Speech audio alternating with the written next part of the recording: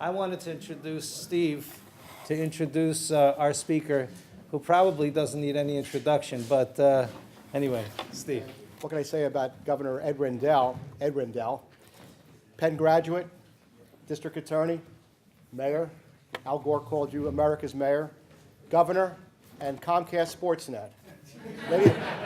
Ladies and gentlemen, Governor Ed Rendell. Hello, everyone. Well, it's a pleasure to be here, and I'm going to talk about the book, but when we open it up for questions, feel free to ask me about anything you'd like.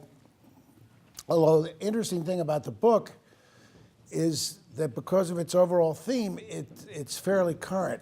Unfortunately, there doesn't seem to be a great deal of courage in Harrisburg, in Albany, in Sacramento, in New York City, in Philadelphia, and most particularly in Washington. I thought it was fitting. How many of you got a chance on the evening news to see Gabby Giffords' one-minute speech? Almost all of you. If you haven't seen it, you should YouTube it. It was remarkable.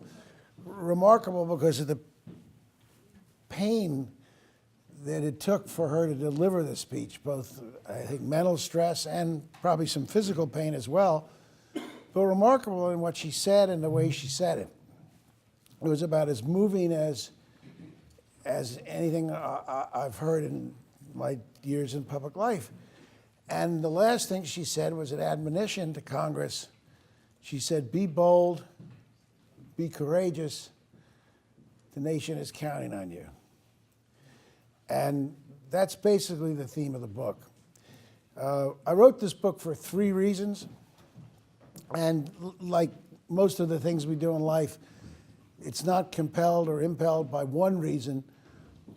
It's multiple reasons. The first reason I wrote the book was, and this is not in order of importance, but the first reason I wrote the book was I wanted to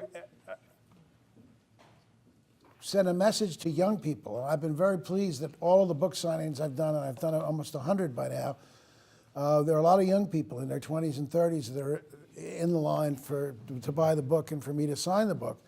I wanted to send a message to young people that a career in public service is extremely worthwhile, notwithstanding all of the things that are difficult, the working conditions, the relatively low pay, the scorn that the public generally has for most people in public service.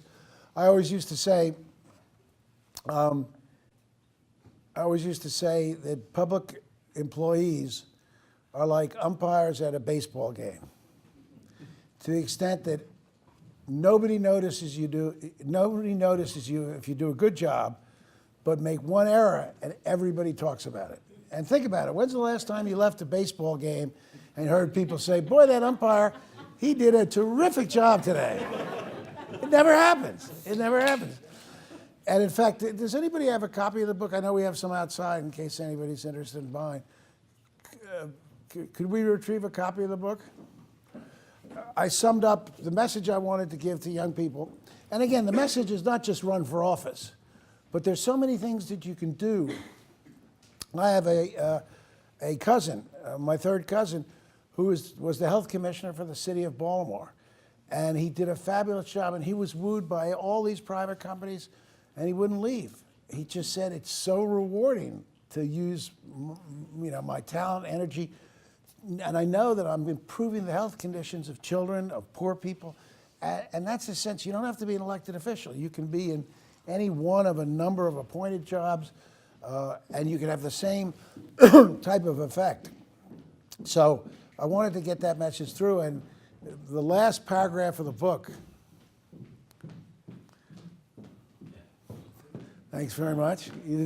Let's give her a hand. She did extremely well. The last paragraph of the book, which I can never find, but I say, whatever happens in the future, I've loved the opportunity I've been given to serve. In the first 43 years I've worked since graduating from law school, I've never made anything our society would call real money, and I haven't missed it for a second. Each day I've gotten up knowing that I'm using my talent and energy to make people's lives better. It's an incredible feeling that makes up for a lot. Would I do it over again?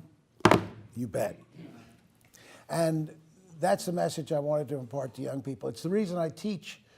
As busy as I am, I now work for 16 different entities. I have 16 different bosses after 34 years of being my own boss.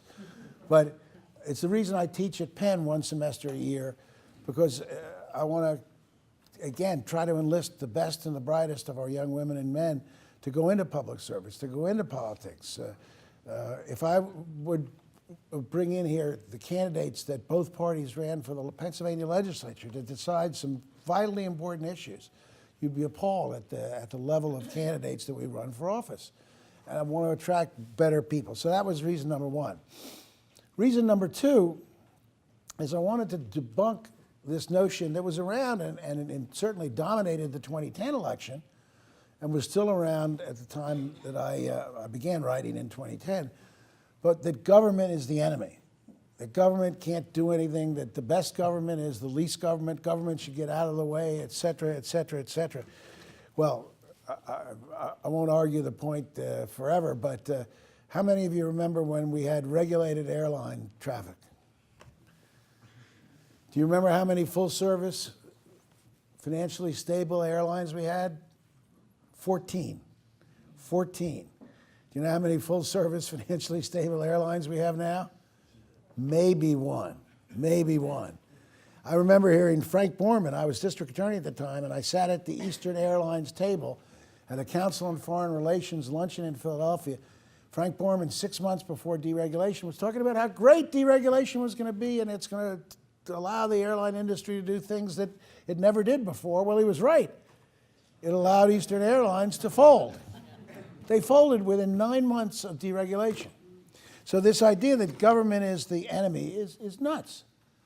Government can't solve all of our problems, obviously, and it can't solve many of our problems by itself, but it can be an important catalyst and motivator to making change happen. Its responsibility, in my judgment, is first and foremost to create opportunity. Opportunity for everybody, but particularly opportunity for those in our society that have never had it, that never have had a shot. Second, it has an obligation to take care of our most vulnerable citizens. That compact that we've had in this country since the day we signed the Declaration of Independence is what marks America as a special place. And someone has to take care of those people who, through no fault of their own, cannot cope for themselves. I know many of you have friends or maybe in family that deal with the problem of autism.